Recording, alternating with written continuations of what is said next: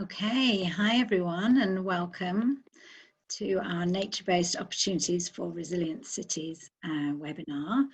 I would first just like to start by humbly acknowledging that I'm meeting with you from the lands of the Boonwurrung people of the Kulin Nation, and to pay my respects to their elders past, present and emerging, and thank them deeply for their continuing care and custodianship of this land.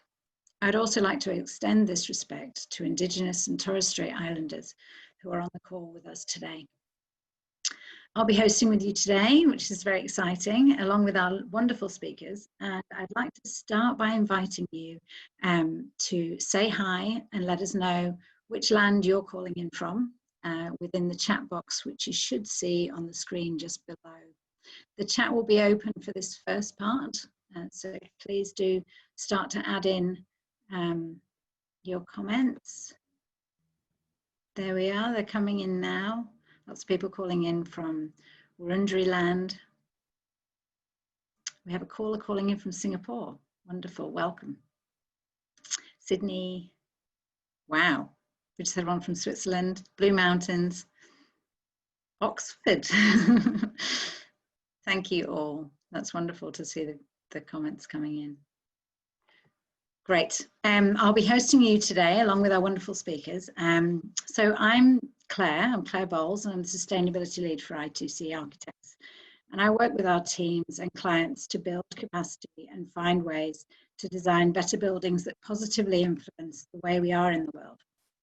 I'm a firm believer that every decision we make and the way that we interact with each other and the way we design can ensure that we're working towards being the best ancestors for our future generations.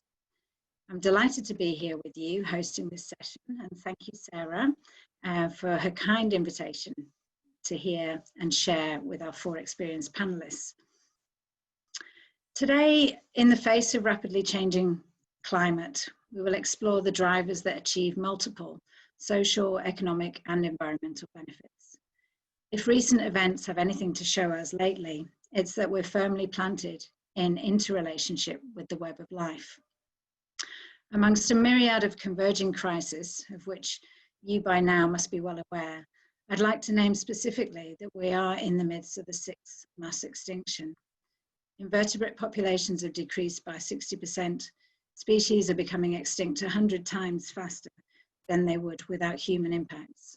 Populations of wild animals have more than halved since 1970. Biodiversity loss is one of the most pressing issues of our time. Plausibly the cause of a steep rise in infectious diseases that we're seeing across the globe by way of pandemics. Newton's 3rd law of thermodynamics states that for every action, there is an equal and an opposite reaction. Every degenerative act towards Earth and fellow species is at the peril of our future of humanity. What we do to nature, we do to ourselves. Western thinking likes to count parts, so it's estimated we have biodiversity of between 5 to 13 million species. But it's this fragmented thinking that misses the complex relationships between species. The web is so complex it's beyond comprehension and has been woven over 3 billion years.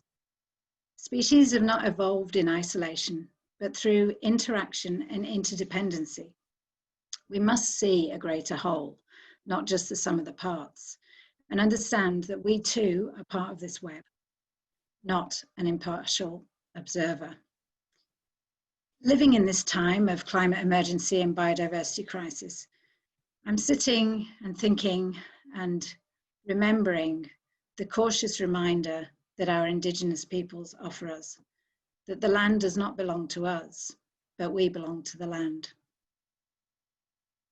So our call for this time, should we be quick enough to heed it, is to reawaken to our responsibilities as stewards of our environments and to understand the part that we can play in regenerating our Earth through one localized, place-based, nature-led step at a time, coming back into harmony and balance with the web of life.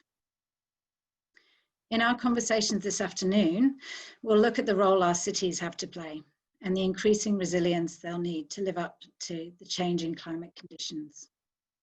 It is with great pleasure that I now invite our first panelist, Sarah Bekessy. Sarah, I had the pleasure of working with on the nature-based expert reference panel for the Green Star credits. She leads the ICON Science Research Group at RMIT. And I'll pass over to Sarah. Thanks. Thank you so much, Claire. I'm just going to share my screen with everyone. Okay, that should have worked that time, I think. Please let me know if it's not working. Thank you so much to Claire for welcoming everyone. And I would especially also like to acknowledge the people, the Yatmathang people of the Dadaroa language group of the Misha region where I'm actually speaking from. And I really would like to thank all of the panelists for being so generous in attending and presenting today. So I want to start actually with a little anecdote, which is that a couple of weeks ago I was privileged to be a part of a 30 experts who met on Zoom to advise the ABC on an augmented reality project, which was part of their Big Weather and How to Survive It documentary series. And I was asked, as part of this group, to dream up what a truly resilient regional city would look like in the face of heat waves and flood and drought and storms and cyclones and all the things that we know that are coming our way. And they invited fire chiefs and engineers, planners and the like to talk about this. And I think they're probably anticipating quite technological and smart cities solutions. But the really surprising outcome was that almost the entire conversation focused on nature-based solutions. It focused on rooftop gardens and urban forests to reduce our temperature of cities and to slow down stormwater. We talked about mangroves and wetlands to buffer storm surge, and we talked about using fire-resilient species planted strategically to reduce fire risk. Actually, embracing fire as a really natural part of our landscapes, even in cities. We also talked about what it would take to generate everyday doses of nature for people, everyday nature experiences. And that was seen as critical to enhance the resilience of communities, to enhance our health and our well-being, to generate a sense of stewardship for nature. And perhaps this was in part a reflection of all of our experiences of being in lockdown with COVID and reflecting on the role of nature in our lives during that time. But that was actually quite a surprise to me. I think that relatively quickly the world had shifted to thinking embracing this idea that nature is a key part of resilience in cities in the face of future challenges. It's not niche anymore. It's really a mainstream approach to thinking about cities and resilience. And if you look around, there's now massive investment and interest in the best ways of designing cities to maximise all of those incredible benefits. I'm involved, for example, in a research project that is called Urban Green Up. So 36 ideas that they're implementing and studying the outcomes of nature-based solutions in cities around the world. And that's one of 4 similarly funded projects by the European Commission. They are really keen to be leaders in the delivery of nature-based solutions, and that's evidenced through their investment.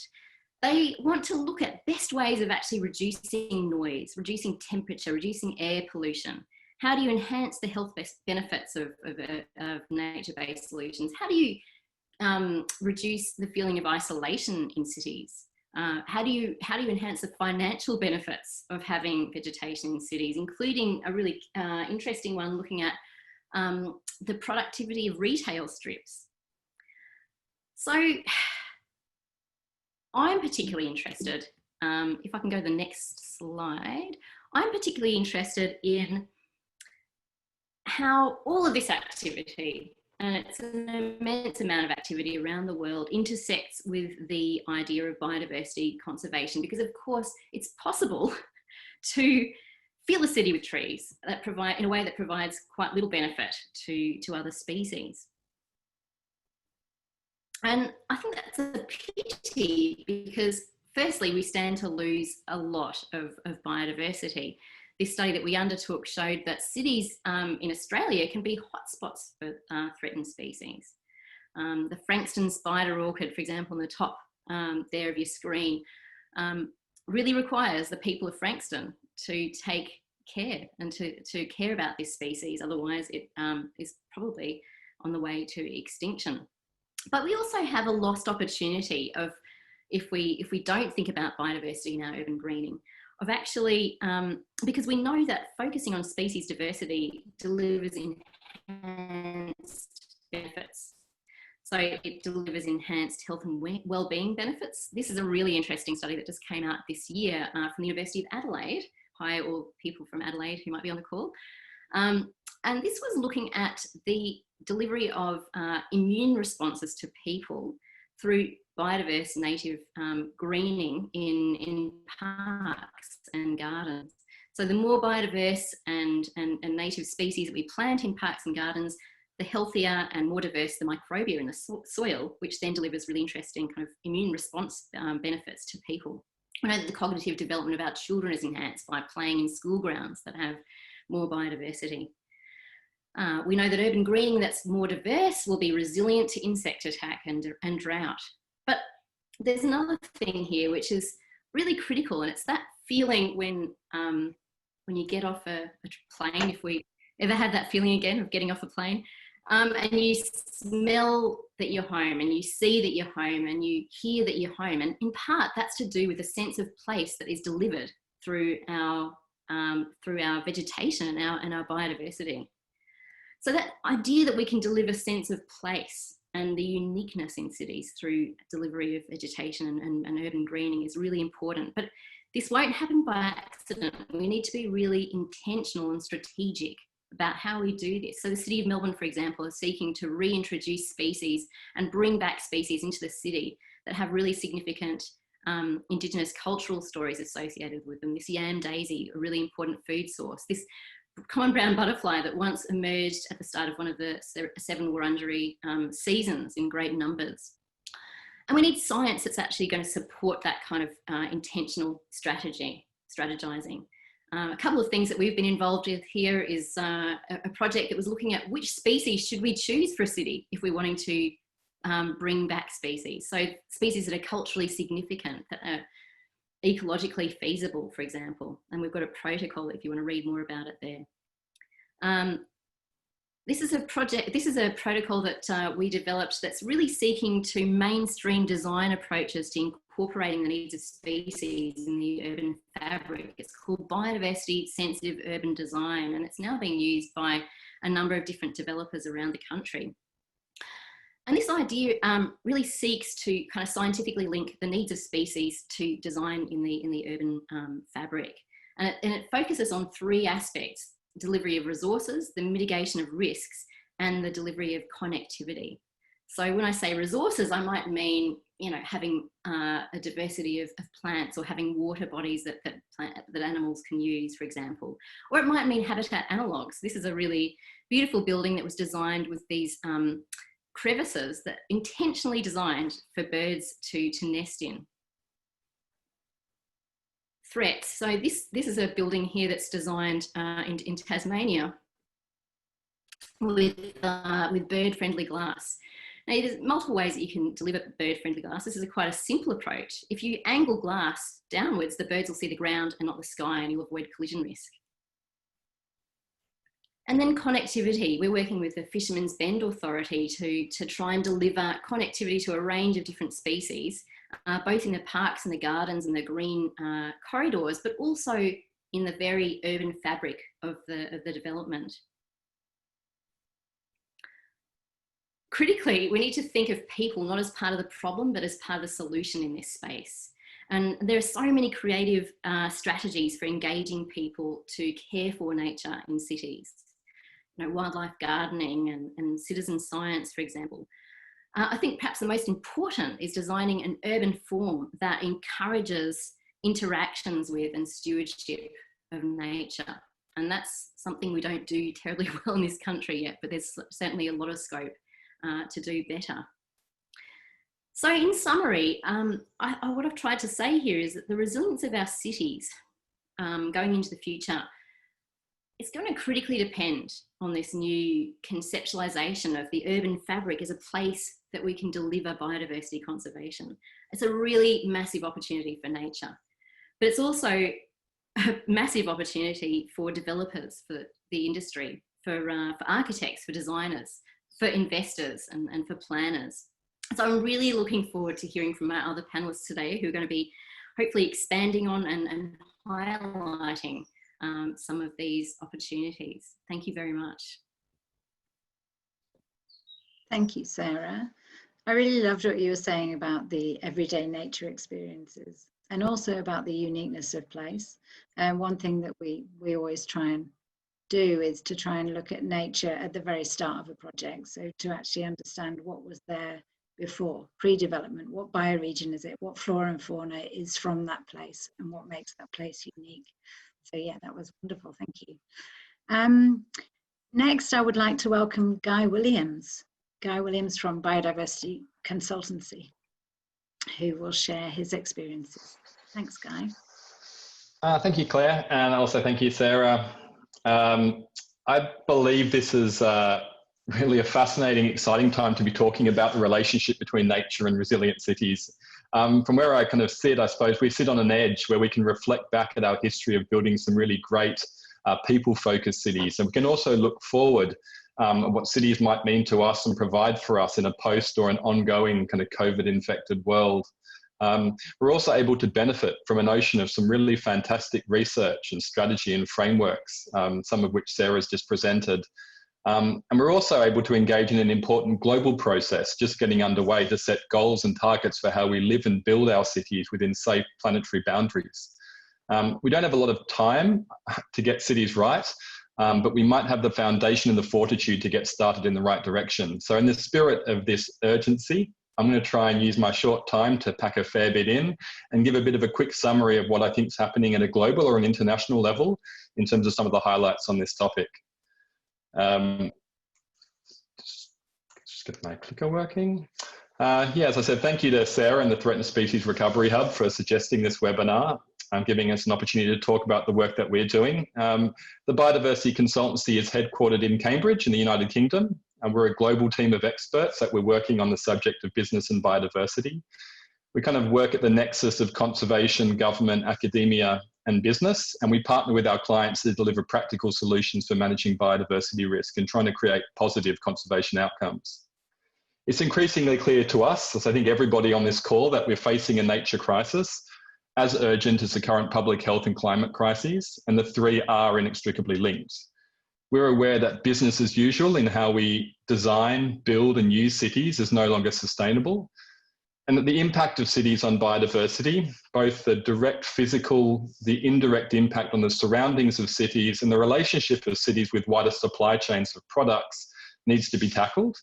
And this is compounded by other challenges arising from urban population growth, poorly planned expansion, finance gaps, and climate change. So there's an urgent calling, a need for all of us, companies and cities, nation states and individuals to take collective action based on best available science to ensure we keep our planet within a safe operating space for human and nature. This kind of philosophy guides the work that we do at the Biodiversity Consultancy in the built environment. We're also challenged by the rapid expansion of the city. The built environment in its broadest form has expanded by 66% in the first 12 years of this century. And this expansion globally is expected to continue with approximately 1.5 million people moving to cities every week through until 2030 at current rate. So some 60% of the land projected to be urbanized by 2030 is still to be developed. So there's a fear and a lot of potential in that. Reversing the negative impact of the built environment on nature requires that urban areas avoid encroaching on remaining fragments of primary ecosystems that are habitat for endangered species. And the city environment needs to become more hospitable to nature and wildlife while reversing the impacts on the surrounding natural environment.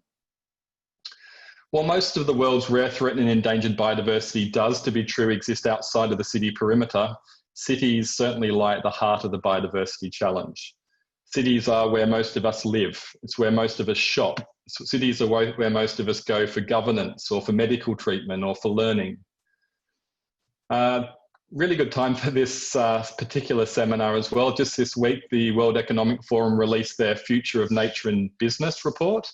And this report outlined a transformation that's needed across 3 socioeconomic systems of food, land and ocean, energy extractives and infrastructure in the built environment.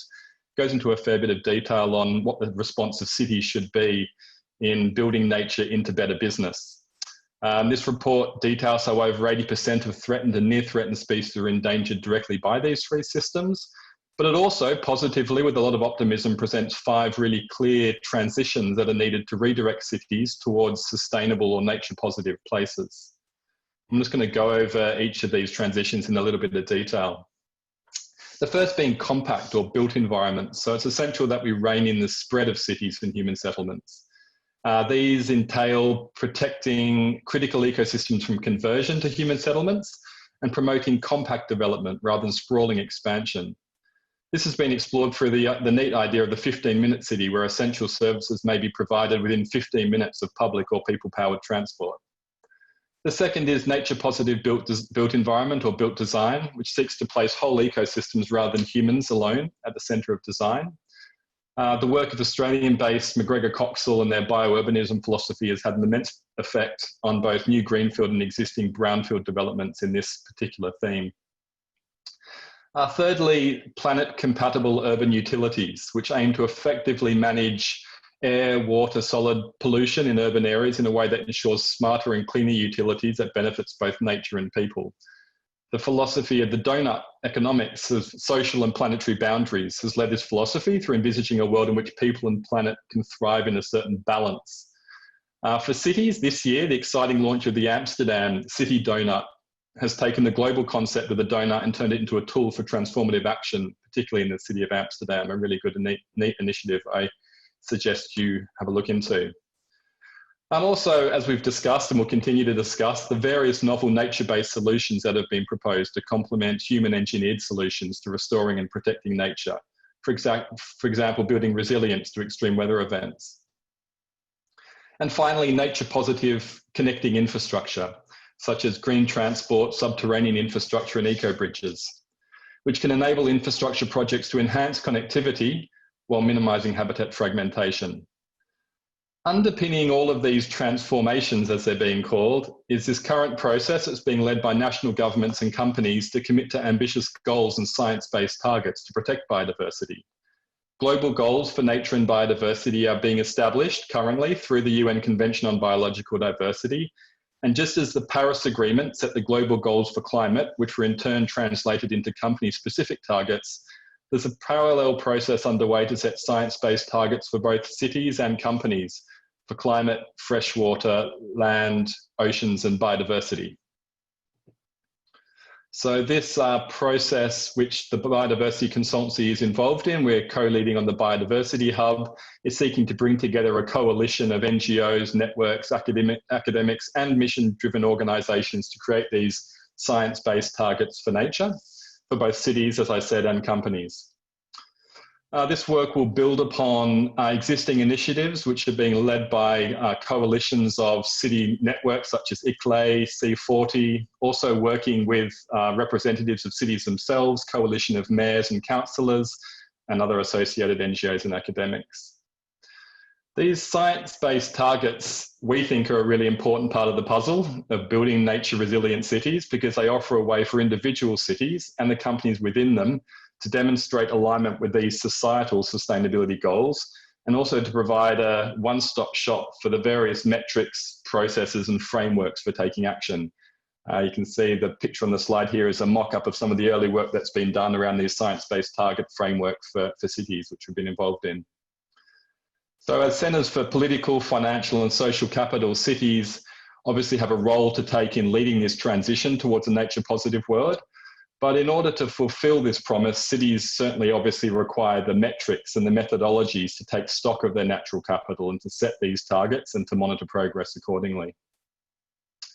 So each of these initiatives which I've discussed are already underway, they're in development, and they're looking to be fully inclusive processes. And they'll really benefit from a broad global interest and input, including everyone on this webinar. So I please encourage you all to reach out to myself if you're interested, and you'll provide more information. Yeah, so thanks very much. Thank you, Guy.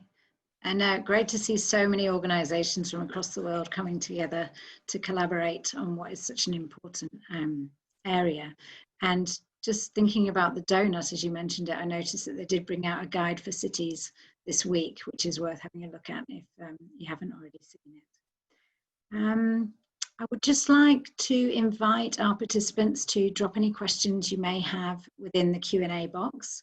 And there is a facility in there to upvote them. So if there's a question that resonates with you and you feel like we should touch on it later, then do upvote those, and then I'll pick those out later on.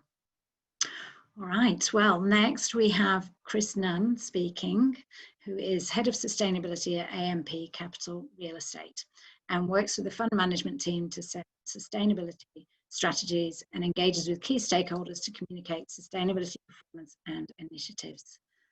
So without further ado, over to you, Chris. All right, so my name is Chris Nunn. I'm the Head of Sustainability for AMP Capital Real Estate, and thank you for having me as part of this discussion. I think one of the reasons why I've been invited to speak is that as part of our sustainability strategy, we have a focus on biodiversity and habitat enhancement, both at the asset level, the property level. Of course, we do participate in rating tools such as Green Star and Global Real Estate Sustainability Benchmark, which encourage site-based activity. But as part of this ambitious 2030 sustainability strategy that we announced late last year, we committed to create a biodiversity conservation reserve, which is equal in area to our entire real estate footprint, which is roughly 400 hectares, or the size of the Sydney and Melbourne central business districts combined. And so this slide is really showing the framework that we use to think about sustainability within the company I work for. It's often referred to as ESG, or environment, social and governance. And you can see that biodiversity and habitat is one of our central themes within the environment pillar. And turning to the specific initiative of, I think I've skipped too far, excuse me, of the Biodiversity Habitat Conservation Reserve, you can see it sits with other high-level targets like committing to be zero net carbon across our real estate portfolio by 2030, running on 100% renewable energy, which we're accelerating. We hope to do that in the next couple of years, eliminating waste, single-use plastic waste, and converting to compostable packaging alternatives in our shopping centres, for instance, encouraging retailers to use compostable-only packaging. Focus on social sustainability, accessibility, and modern slavery, but biodiversity and habitat is one of those 6 key initiatives. And our motivations for including biodiversity and habitat as one of our 6 initiatives is that we're seeing more and more interest from our investor community around a holistic approach to ESG, or sustainability. And for me, and I think from our investors, that increasingly encompasses responding to this biodiversity crisis, which others have alluded to. And more we're seeing the growth of impact investors. Impact investors are categorised across a range of, a spectrum of motivations, some being conventional institutional investors like superannuation or pension funds that have an ESG negative screen, they call it, so screening out the worst offenders, and that might mean that they're not investing in tobacco companies or cluster munitions companies, but they're only just starting to think about what best practice means across their portfolio at one end of the spectrum, to conventional investors with a positive ESG screen, so they're investing in companies which are clearly demonstrating positive sustainability performance and have a track record and key performance indicators that they're tracking over time, and it's not just cherry picking good news stories, that there is a trajectory of positive change that they can refer to. And then impact investors, who are applying a positive ESG screen and are looking for demonstrable environmental and social outcomes as part of their investment philosophy. And then to the far end of the spectrum, perhaps philanthropic investors who are less concerned about financial returns and more concerned about the environmental or social impact that they can have.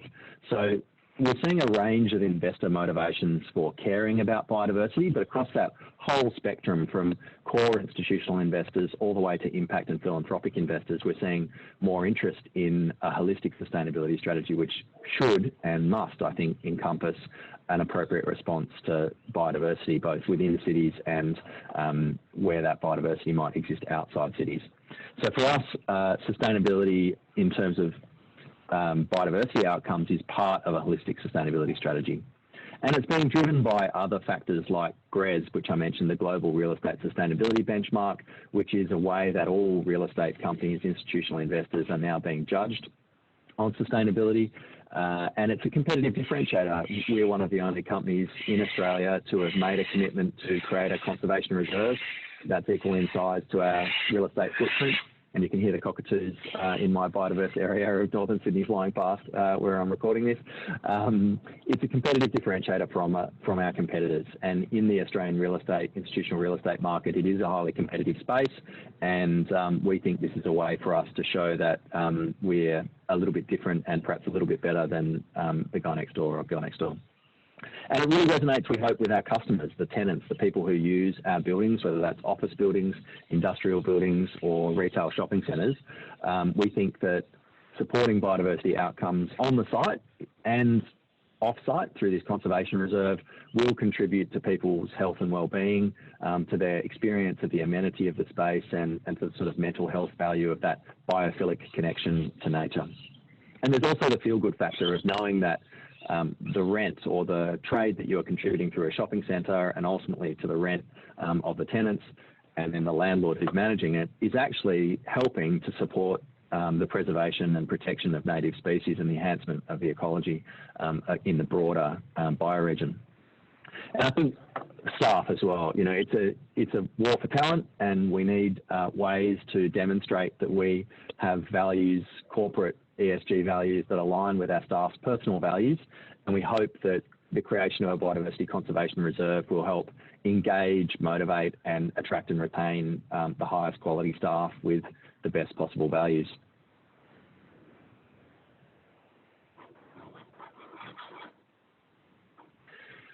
So in terms of our objectives in establishing the Conservation Reserve, it's first to protect and preserve important biodiversity values in perpetuity, to an equivalent area of our current real estate footprint that will grow over time as our real estate footprint grows, and that we will do ongoing conservation monitoring and improvement.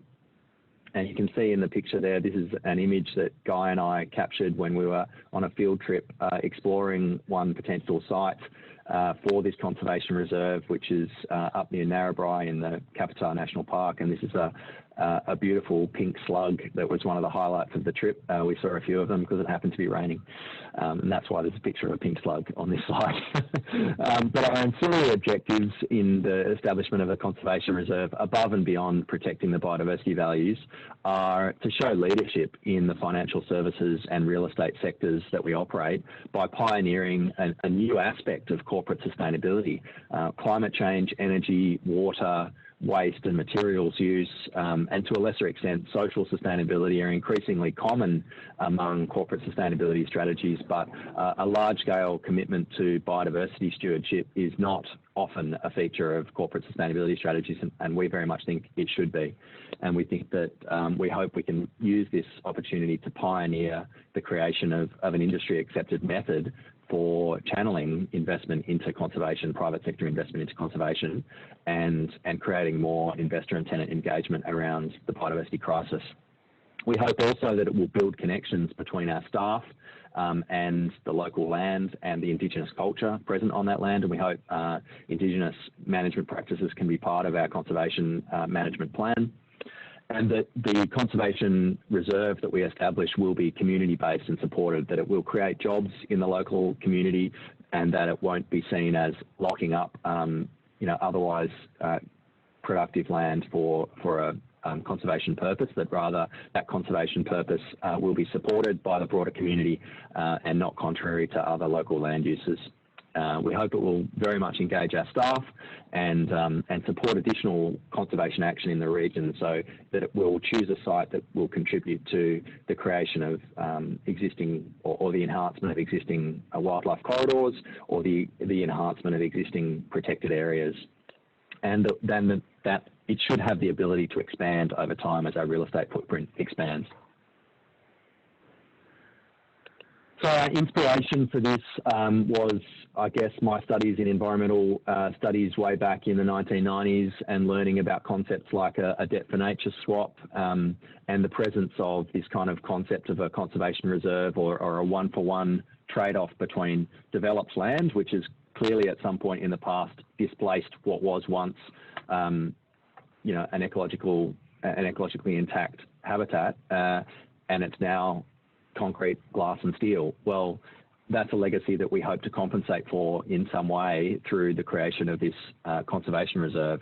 And there are some precedents, both in Australia and internationally. Bank Australia in the financial services space has also created a conservation reserve, and as has Walmart in the US. And so I think we hope to be part of a growing corporate movement of demonstrating that this is the responsible thing to do as a large corporate, is to contribute to conservation at a large scale.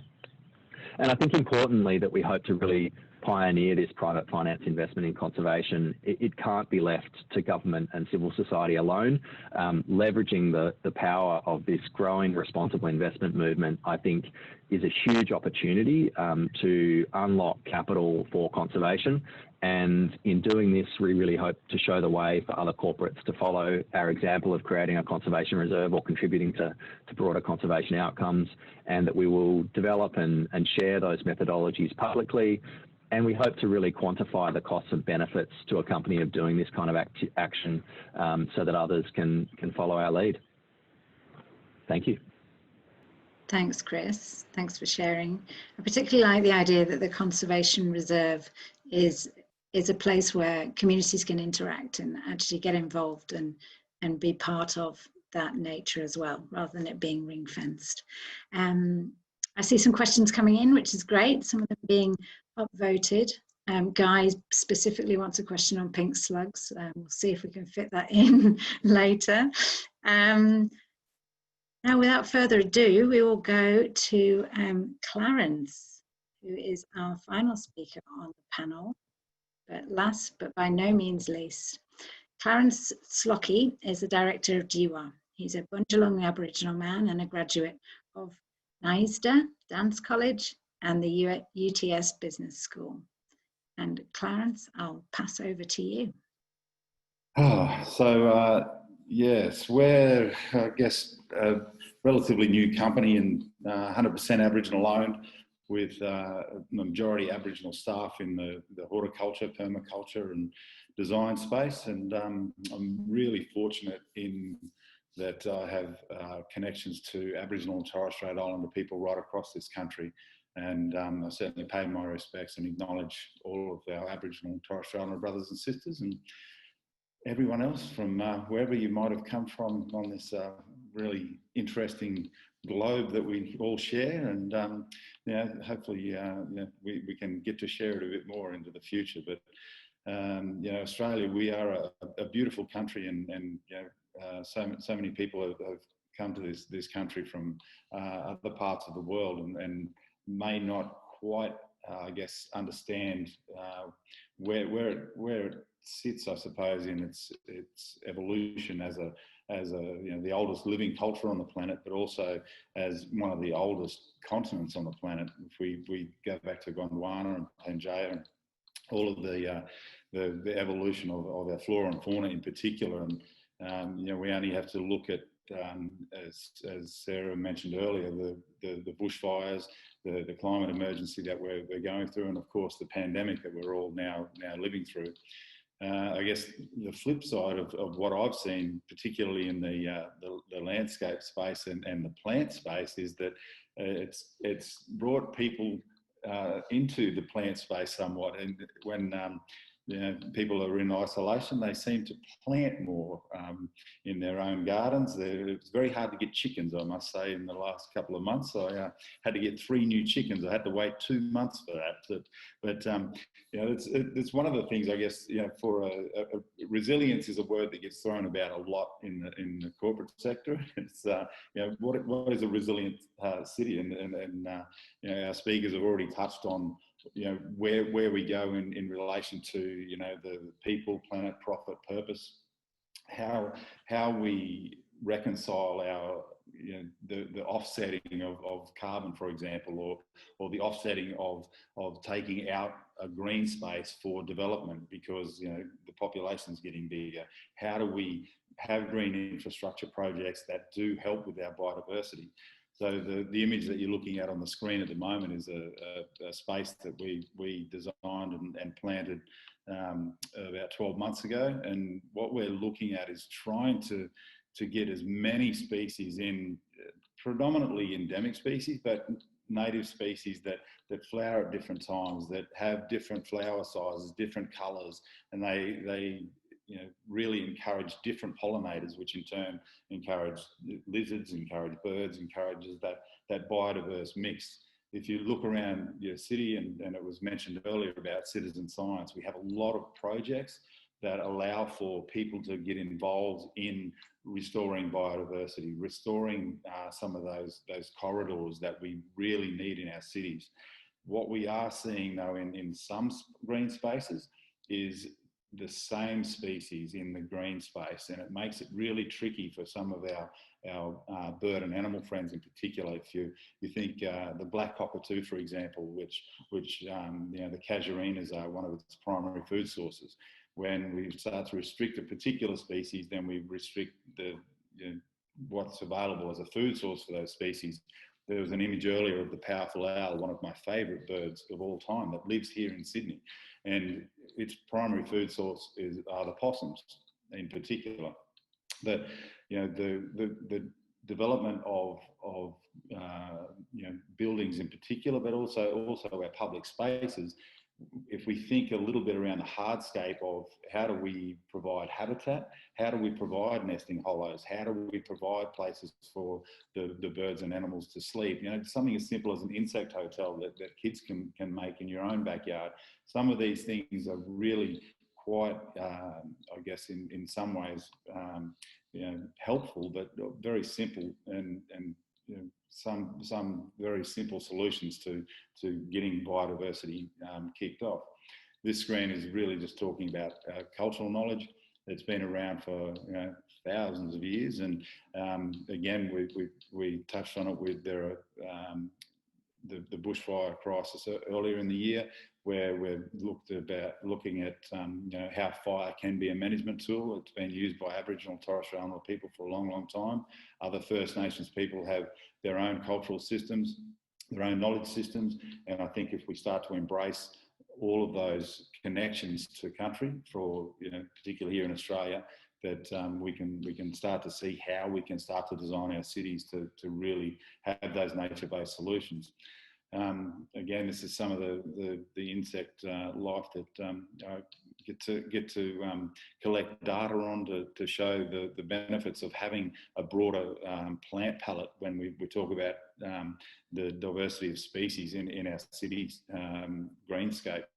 So it's as I said, the shapes and colours of the flowers, but also having a much broader selection of plants that allow for flowers at different times of the year, that allow for those different shapes and colours and scents that really help in some ways to broaden the biodiversity of our cities. So there was a brief touch on water, and I know we are a dry continent, and we talk about the climate emergency, but this is an inner city image of a major rain event where we're always trying to get rid of the water as quickly as possible and get it out of the landscape. Whereas if we think a little bit more about how we can have biofiltration and systems that can hold the water, but bring back those wetlands that we seem to want to fill up and develop and put buildings on top of. It does make it a little bit tricky for, you know, to have a more biodiverse landscape when we're not including water in the conversation. There are ways around this, and I know Chris and Guy have also touched on this in some of their work. I've been fortunate to be on panels with Guy before, and I've seen some really interesting projects globally in particular, but here in Australia and you know, in Bundjalung country where I grew up, the Gold Coast is a classic example of taking out wetlands and mangroves and turning them into canals and you know, estates that don't quite allow for the embracing of those wetlands that are just so vital to the overall environment, but also how the stormwater can be you know, cleaned, but also then brought back into the conversation and the landscape.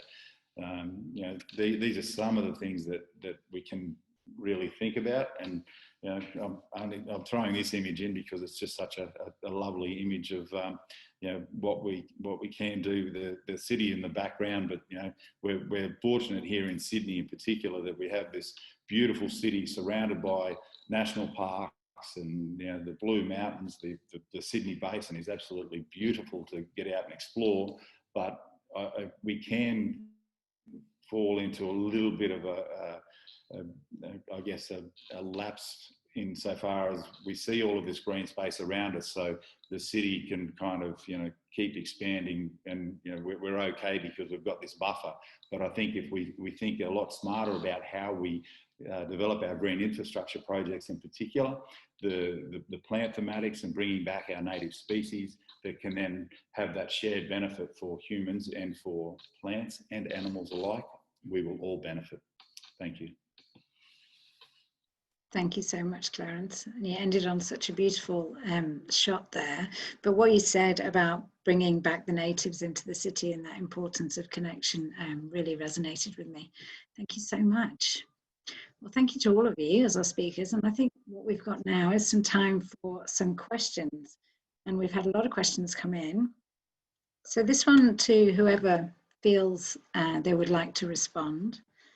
How do we balance providing benefits to ecosystems in cities and issues of green gentrification, disadvantaging marginalised peoples? Top-down planning approaches often seem to lead to higher rents and other discriminating practices. This seems like a very relevant question for Sarah and really resonates with me in terms of diversity and equality. Thanks, Claire. Do you mind if I try and give this one a go? I mean, because it's actually something that I get asked pretty much every time I present on this topic. And I used to get really stumped thinking about, oh, you know, that is a real kind of a real problem that we need to address. And I'm not saying it isn't a problem, but David Pannell once, who's a really impressive economist from Western Australia, once said to me, it's a classic issue of people really conflating two problems. And we should really never try and do this. The one problem, on one hand, we've got cities that are really, that have a lot of inequality and have a lot of, environmental problems of environmental justice. On the other hand, we've got cities that, really desperately need greening. And he said, you know, you'd never kind of say that you would, if you say that you're never going to do anything to enhance property prices, then you're never going to actually make cities more livable and pleasant places and habitable places to live. So we actually do need to address inequality in our cities, but it's a different problem to addressing greening of our cities, and we can't conflate the two. We need to address both, but it's greening isn't going to solve or really sort of it's not the answer to addressing a city's inequality. Would anyone else like, thank you, Sarah. Would anyone else like to respond to that question? I'll just add briefly. I know I agree with what Sarah's saying. I think two recent projects that I think some of us panelists have been involved in, and one is with the Green Building Council and their efforts to try and build additional nature values into their Green Star rating tool, and also the City of Sydney, which is building its kind of new biodiversity corridor connectivity strategy. And they're kind of going at the same goal of actually building nature back into the city in two different ways. And one of them obviously is via the kind of the more premium commercial, more voluntary based initiatives, which is the Green Star, and secondarily through the City of Sydney, which is more around planning controls. So they're looking to not make it voluntary or having any kind of incentives apart from just making it regulated or mandated that you must have a certain amount of accessible green space that's achieving a natural biodiversity value as part of private planning controls. So just kind of a couple of different ways of trying to bring nature back into the cities in those two different approaches. And I guess there's also the citizen science approach, and just actually getting citizens on board and seeing what they can do through their own sort of means. Would anyone else like to respond on that one? I might just jump in quickly to comment that, you know, Australia, as many other countries, does need to reform the way it addresses the imbalance between the supply and demand of social and key worker accommodation. And as Sarah and Guy have mentioned, I think that is a chronic challenge in the Australian property industry, is that there is not a scalable model for affordable and key worker accommodation. But that said, there is great promise in the, I think, build to rent segment, where you have institutional owners building large scale residential developments rather than them being strata titled, where a strata body, which is comprised of, you know, inexperienced, you know, single dwelling owners, being responsible for the maintenance of common property and perhaps then the biodiversity attributes of that common property. You might get more sophistication when you have a build to rent market with institutional investors who can bring a bit more science and planning and design intent to the creation of really great urban green spaces, but also achieve those outcomes of social and affordable housing. Yeah, I'd just like to agree with Chris on that. We're working on some build to rent projects at the moment, and they're the projects where I've seen the most traction, because there is that investment in the long term for that development and that asset. So we've seen some great ones where, for example, restoring a waterway becomes a prominent feature for the community and for that asset. Yeah, I would agree with that. Okay, I'm going to look for another question unless anyone else would like to share. Got one about COVID, so I thought I'd try that one. Has COVID lockdown led to an increase in 15-minute cities or highlighted their absence? Is there interest in improving amenities amid the impacts of lockdown? Who would like to have a stab at that one? Oh, it was a slide in my pack, so I should probably just have first crack at it. I think it's I think definitely definitely the latter. It's really highlighted that. I think people who are living further than 15 minutes away from their place of work and don't want to return to the office are putting it up there as a well researched, documented excuse to not go back to the CBD. But I think it's probably something that has been in planning, conversation and research for some time around, the role of the city versus, other kind of more fragmented urban hubs, and what kind of services you can get locally as opposed to having to have them all kind of condensed into one space. So I think about how we kind of design the village model of Sydney and other kind of large expanded cities have all been built around a similar philosophy of 15-minute service provision. So I think it's been around for a while, but it's definitely come to the fore with that. Our city is a place that I want to return to. Thanks, Guy. Would anyone else like to share on the 15-minute city? I think broader implications of COVID for institutional real estate are property owners and developers will have to work harder to get people to come back to the office and to go to a shopping centre or to go to any other public building or public space, because for now in the COVID environment, we're all socially isolating, we're all at home more often than not. So I think that's perhaps a silver lining of the pandemic, is that it really does, I think, accelerate some of the macro themes in real estate development around placemaking, community creation, amenity and well-being and biodiversity, and the biophilic elements of property development, because those are the things that will draw people back to the office or to the shopping centre post-COVID era, when it is a new world, that people are more entrenched in their home working patterns and less inclined, you know, through flexible working to come to the office. But if there's a wonderful amenity there, and it is a place where you can both connect with colleagues and connect with nature, well, then that's a proposition that maybe I'll return to. Yeah, I would agree. I think many people have found that reconnection during this time. And so there's a lot of people very reluctant to go back to a place where there is little connection with nature. Right, what have we got next? How do we scale up the biodiverse BSUD? I know that's yours, Sarah. With the current economic downturn and lack of legal imperative. Sarah. Look, I think in some respects, we do need a shift in policy and approaches for biodiversity sensitive urban design to become a reality. And one of the constant kind of problems that I face is that it's actually quite a lot easier for developers, you know, on face value, to simply clear and offset. And that's a kind of a problem in the sort of framing of nature as a problem, or something to be, you know, a constraint in the planning system that, you know, you kind of need to sort of get rid of and offset. And I would like to see a complete reframing of the way that nature is considered in our policy and regulatory framework, so that we actually see biodiversity as a massive asset and a real opportunity to be maximised at every step of the process, rather than a problem to be offset. And I think once you start doing that, then it just becomes like a standard way of doing things, that, you know, oh, here's an asset, we're going to maximise it, rather than, oh, it's going to cost us a lot to do this, and it's above and beyond what we really we're able to do at the moment. Thanks, Sarah.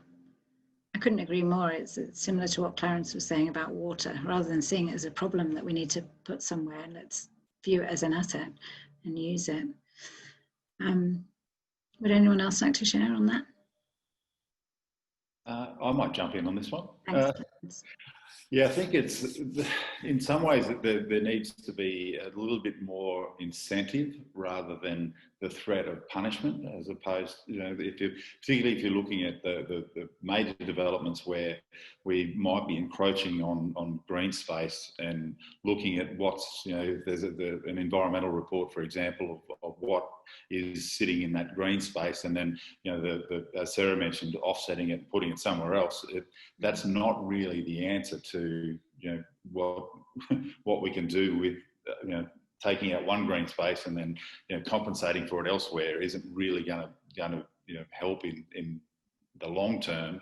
But integrating more nature into that development will, in fact, help a lot more, I think. And that, you know, it comes down to the mum and dad who just have a suburban block in the cities, for example. They may not have the resource, but there could be opportunity for education, and you know, where can I get particular plants? What can I do to encourage habitat for particular birds or animals that might you know, otherwise not be in that space? So, you know, the incentive systems as opposed to penalties, I think, work a little bit better in that space. Yeah, I'd expand on that point and agree that, you know, this sort of concept of a natural capital assessment methodology, where there is a broad understanding of those potential values, and that there are market mechanisms for incentivising property developers, property owners to retain them and enhance them. I think that is completely absent in the current environment, and that's a systemic change that we really need to think through and work towards. So on the one hand, the methodology, but on the other, the transfer of money to that mum and dad in the suburban block so that they don't cut down that tree in the backyard. Well, that's what's required. It is actually, that's a foregone opportunity at this point for the expansion of their private space or, a granny flat, whereas it could be, there could be a monetary value in it in terms of carbon sequestration, in terms of biodiversity offset credits accruing to them to retain it. So I think those financial mechanisms are something that we as AMP Capital Real Estate are really interested in exploring this concept of the creation of a conservation reserve. How do we use this opportunity to develop methods to accelerate those financial flows so that we can reward people for keeping what's there as opposed to destroying it and offsetting it?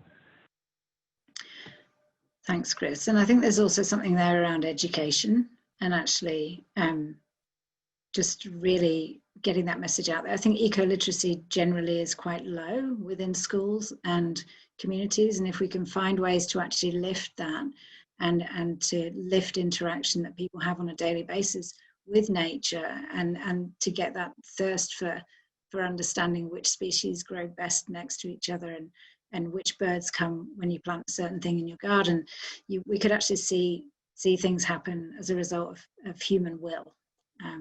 I'd be interested in seeing more of that. Okay, got another question. I feel like a quiz show host, sorry. How do we integrate science-based approaches and metrics with democratic participation in shaping of future cities? Sarah. Well, I don't mean to kind of be taking up too much airspace here, but this is just something that I'm really personally and professionally passionate about, is the opportunity for stakeholder engagement to, turbo enhance, biodiversity sensitive urban design. And we've certainly seen that in a couple of projects that we've been involved with.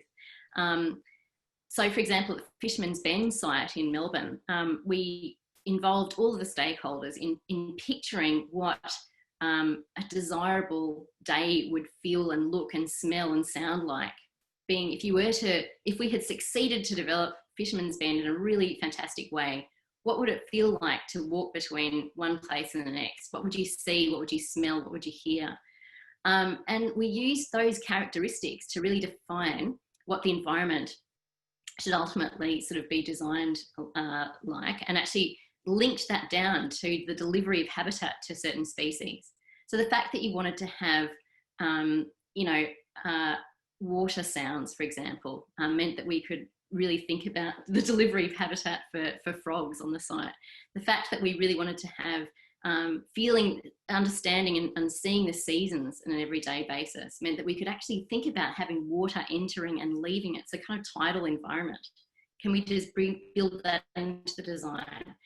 They wanted to hear bird songs. And so, let's try and deliver that through having kind of a mid-story of, prickly bushes. So actually linking the livability and desirability of a place to the delivery of biodiversity, and that stakeholder engagement was so powerful and something that I think is probably missing in a lot of planning and development, but it has so much potential. Thanks, Sarah. Would anyone else like to respond to that?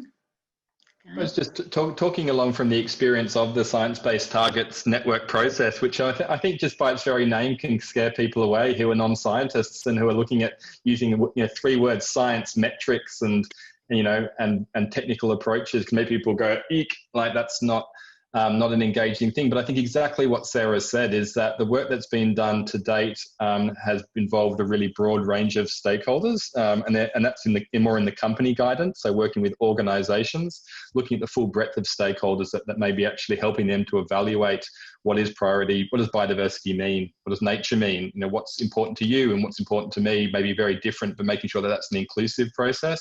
That the scientific robustness around actually setting the targets needs to be there to enable things to be comparable and to enable people to actually be accountable in terms of what their contribution is. So you can't, as an organisation or a city, saying, we're doing everything to try and actually stem the biodiversity crisis, but really you're not if you scratch beneath the surface. So you do need that level of science, that's for sure.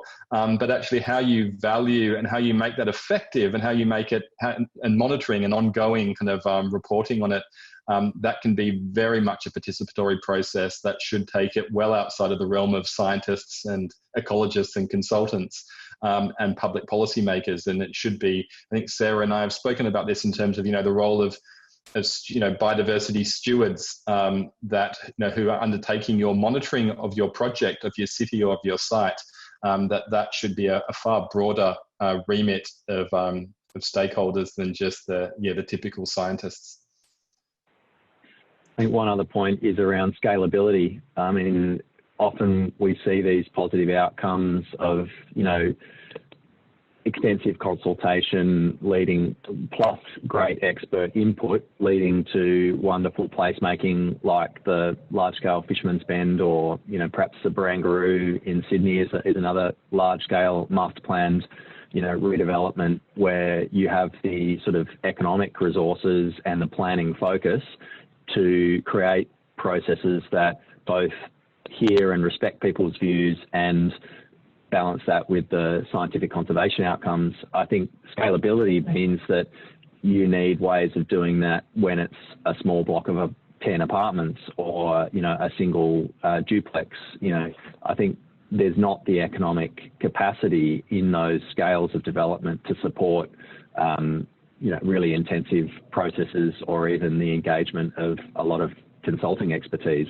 So I think that's the other key point, is that a lot of development happens at that very small scale as block by block incremental change. And that's where the planning system really needs scalable solutions that work, not just for the very large developments, but also for the very small ones. But I mean, maybe Clarence could comment here, because I think, the Mirvac example, one single rooftop in the city, did that actually start by having any specific biodiversity objectives, or how did that process unfold? Because that's a pretty small scale, but it delivered incredible biodiversity benefits. Maybe, I don't know if you'd be prepared to comment on that, Clarence, how that process happened. I guess it gets back to what you were raising before, Sarah, where it's the engagement, the stakeholder engagement. It's the how people feel about the project. If you, as Guy said, if you get a bit scared about the science, people are often very visual in outcomes. So, they see a project, and if the aesthetic of it looks fantastic, you go in and there's all of these plants, and it's, it smells great, and there's all. But if you look a bit deeper and you can't find frogs, or you can't find any insects that are in there, there's no, nothing in the ground. It really lacks the scientific base to really give it anything that's going to be long term. So even though the rooftop project that we're involved in, it was very small, it was the community involvement and then the community amenity that came from that has also led to other projects where we've bringing in a lot of species and trying to get people involved in the design of that space. So there's that stewardship, as Guy mentioned, insofar as that they feel personally vested in that space, and they want to see it get better and grow, and they can see the changes as time goes on, which is I think the reward for any developer is that community engagement. And just to clarify, the Australian Technology Park is, I think, what we're referring to, and the community building within that precinct is wonderful. And the green roof that you've created in the Biodiverse area is absolutely global best practice. But Sarah, it is part of a large master planned development that will be the headquarters for Commonwealth Bank, and has 3 large office buildings. And the community building is, it's a requirement of that master plan precinct to create a community space, and that, I think, scale unlocked some wonderful opportunities. But that really reinforces the point, is that how do we get that kind of wonderful outcome when the development is a smaller scale? Well, I've got so much to say, but I really don't think I should. Because I just think that this is not actually a big problem. You know, just as a single renovation can consider carbon, water, energy, all the rest of it, so can it consider biodiversity. And I tell you, it will make houses that people want to live in and enjoy being in, and that their children grow up feeling happy in, you know. So I think it's actually got so many benefits, and perhaps at that small scale it actually has more benefits. Anyway, I'll be absolutely. quiet. No, I absolutely agree with you. Agree. And it also builds the capacity of those people to understand their natural environments more and care more and be better stewards, and on and on and on. So that brings us to a lovely point at the end of this webinar. So thank you to all of you for sharing and participating this evening. I do have a few bits and bobs that I need to mention. So I would like to say that Chris's slides will be part of the recorded version that's released. So you'll see the full slides on there. And I'd just like to say that this webinar has been part of a series, and there are actually 2 more coming up. They're weekly and they're on Tuesdays at the same time. The next one is on the value of nature in agricultural landscapes. And then the following one on from that is measuring impact and assessing performance. So please do take a look at those and register those if they take your fancy. I think there will also be a feedback form, which would be great if you could complete for the organisers, so they know how they can best meet your needs. And that's it. I think I've done it. It's 5:45. We're perfectly on time. So thank you so much, everybody, for sharing, and look forward to speaking to you again soon. Thanks. Take care. Good night. Thanks, everyone. Thank you so much, Claire. Thank you. Thank you. Bye.